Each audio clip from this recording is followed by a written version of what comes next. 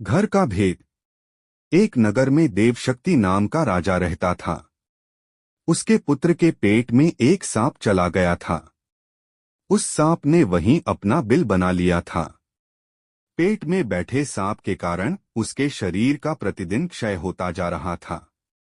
बहुत उपचार करने के बाद भी जब स्वास्थ्य में कोई सुधार न हुआ तो अत्यंत निराश होकर राजपुत्र अपने राज्य से बहुत दूर दूसरे प्रदेश में चला गया और वहां सामान्य भिखारी की तरह मंदिर में रहने लगा।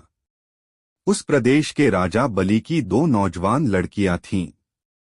वह दोनों प्रतिदिन सुबह अपने पिता को प्रणाम करने आती थीं।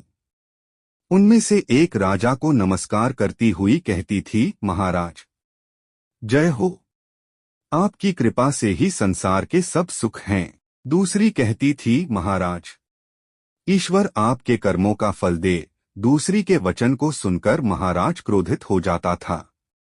एक दिन इसी क्रोधावेश में उसने मंत्री को बुलाकर आज्ञा दी, मंत्री इस कटु बोलने वाली लड़की को किसी गरीब परदेसी के हाथों में दे दो, जिससे यह अपने कर्मों का फल स्वयं चखे। मंत्रियों ने राजाज्ञा से उस लड़की का विवाह मंदिर में सामान्य भिखारी की तरह ठहरे परदेसी राजपुत्र के साथ कर दिया। राजकुमारी ने उसे ही अपना पति मानकर सेवा की। दोनों ने उस देश को छोड़ दिया। थोड़ी दूर जाने पर वे एक तालाब के किनारे ठहरे। वहां राजपुत्र को छोड़कर उसकी पत्नी पास के गांव से घी तेलन्न आदि सौदा लेने गई।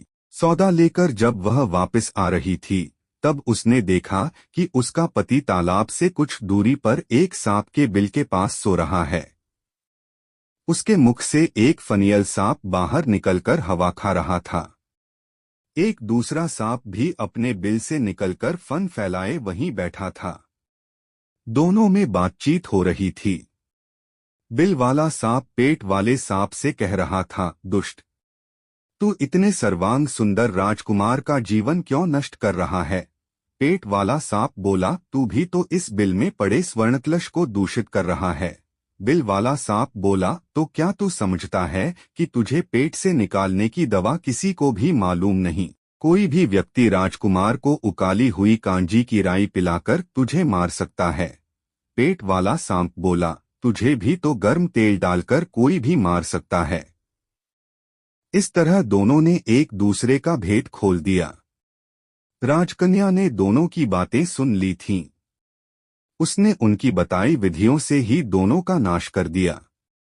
उसका पति भी निरोग हो गया और बिल में से स्वर्णभरा कलश पाकर गरीबी भी दूर हो गई। तब दोनों अपने देश को चल दिए। राजपुत्र के माता पिता दोनों ने उनका स्वागत किया।